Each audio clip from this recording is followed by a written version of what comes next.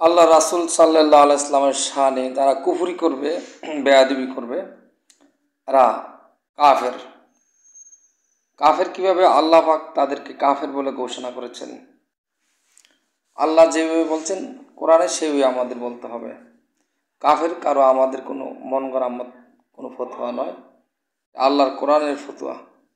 ওয়ালাকাদ কালু কালিমাতুল কুফরি ওয়া কাফারু বাদা ইসলামিহিম, এবং নিশ্চয়ই তারা কুফরি কথা বলেছে, অর্থাৎ অবিশ্বাসের কথা বলেছে, এবং তারা ইসলাম গ্রহণের পরও কাফের হয়ে গেছে।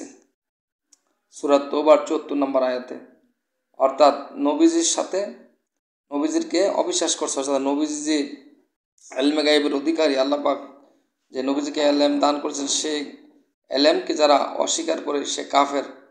করঞ্জার অধিবাসী ট্যাগরা চৌখলা লোক, তারা নবীজির এলমে গায়েবকে অস্বীকার করেছিল। আল্লাহ পাক তাদেরকে কাফের বলে ঘোষণা করেছে। এখান থেকে ফেকার কিতাবগুলি, ফতোয়ার কিতাবগুলি, এখান থেকেই কোরআন থেকে রিসার্চ করে বার করা হয়েছে এই ফতোয়া। যে মোমেন, যে আলেম, পীর মাশায়েখ যারা নবীজির এলমে গায়েবকে অবিশ্বাস করবে, এরা